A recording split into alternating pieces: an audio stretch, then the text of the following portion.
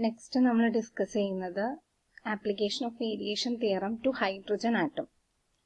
So, Hamiltonian hydrogen atom Hamiltonian in spherical coordinates we already studied. That in atomic units, that is spherical coordinate and atomic units combined Hamiltonian equation is H cap is equal to minus 1 by 2r square d by dr into r square d by dr minus 1 by r. Equation simplified form. This Hamiltonian derivation easy. Application of variation theorem, we trial wave function choose. We use trial wave function psi is equal to n e raised to minus alpha r. This trial wave function we use where alpha is the variable parameter and r is the radius of the hydrogen atom and n is the normalization factor. Expectation energy variation theorem expectation energy calculate expectation energy equation E bar is equal to integral psi star h cap psi d tau by integral psi star psi d tau. Psi star and psi psi star real psi ennaanu kodukkaru.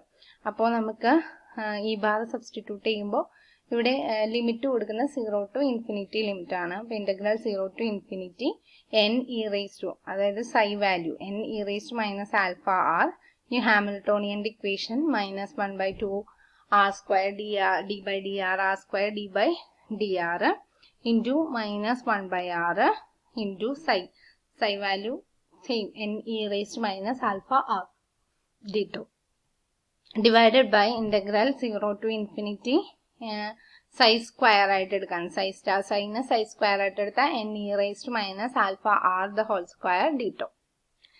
D tau value in the in r square dr sin theta d theta d phi. And spherical polar coordinates d phi term and d theta term and term d tau r square dr sin theta d theta d phi. This is substitute same d tau r square dr integral sin theta varies from 0 to pi and phi varies from 0 to 2 pi. That's limit phi 0 to 2 pi theta 0 to pi. ഇവിടെ നമ്മൾ ഈ n നെ ഇതിലേക്കും കൊടുക്കുന്നുണ്ട് അതുപോലെ ഇവിടേക്കും ഉള്ളിലേക്ക് multiply ചെയ്ത് കൊടുക്കുന്നുണ്ട് ഈ ടേമിലും കൊടുക്കുന്നുണ്ട് ഈ ടേമിലും കൊടുക്കുന്നുണ്ട് അതാണ് ഇവിടെ സ്പ്ലിറ്റ് ചെയ്തത് ഉള്ളിലോട്ട് മൾട്ടിപ്ലൈ ചെയ്യുന്നു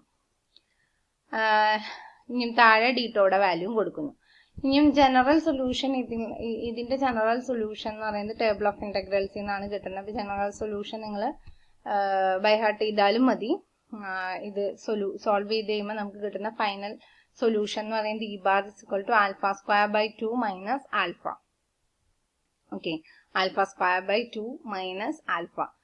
ഇനിയും നമ്മൾ ഇതിൽ പഠിച്ചു അപ്പോൾ നമുക്ക് d e bar by d alpha എന്ന് പറയുന്നതും equal to d e bar by d beta is equal to 0. Okay, ഇത് നമ്മൾ വേരിയേഷൻ തിയറത്തിൽ പറഞ്ഞേക്കുന്ന കാര്യമാണ് dou e by dou alpha equal to dou e bar by dou beta is equal to 0. അപ്പോൾ ആ condition അനുസരിച്ച് നമ്മൾ ഇതിന്റെ ഡിഫറൻസിയേഷൻ എടുക്കുകയാണ് ഇൻ ടേംസ് ഓഫ് ആൽഫ അപ്പം d or dou കുഴപ്പമില്ല ഇവിടെ d എടുത്തു large difference or small difference അത് പ്രശ്നമില്ല dou എഴുതിയാലും പ്രശ്നമില്ല അപ്പോൾ d e bar by d alpha is equal to ഇതിനെ differentiate alpha square 1 by 2 constant 1 by 2 alpha square 2 alpha minus alpha differentiate 1 അപ്പോൾ 2 alpha by 2 minus 1 കിട്ടും ഇനി 2 cancel ആവും അപ്പോൾ alpha minus 1 കിട്ടും അപ്പോൾ final dou e bar by or d e bar by d alpha എന്ന് പറയുന്നത് എന്ത് കിട്ടും alpha minus 1 which can be equated to 0 അപ്പോൾ 0 equate ചെയ്യുമ്പോൾ alpha is equal to എന്ത് കിട്ടും 1 എന്ന് പറഞ്ഞു കിട്ടും ആൻഡ് ഈ ആൽഫയുടെ വാല്യൂ നമ്മൾ ഇവിടെ പുട്ട് ചെയ്യാണ്. ഈ ആൽഫ ഫിഫ്ത്ത് ഇക്വേഷനിൽ പുട്ട് ചെയ്യാണ്. അപ്പൊ ഫിഫ്ത്ത് ഇക്വേഷനിൽ പുട്ട് ചെയ്യുമ്പോൾ നമുക്ക് എന്താ കിട്ടാം? E bar is equal to 1 square by 2 minus 1 that is equal to minus half atomic unit എന്നുള്ളത് കിട്ടും.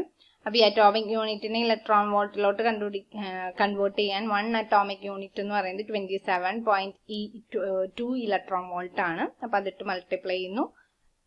അപ്പൊ നമുക്ക് മൈനസ് 13.6 ഇലക്ട്രോൺ വോൾട്ട് എന്ന് കിട്ടും.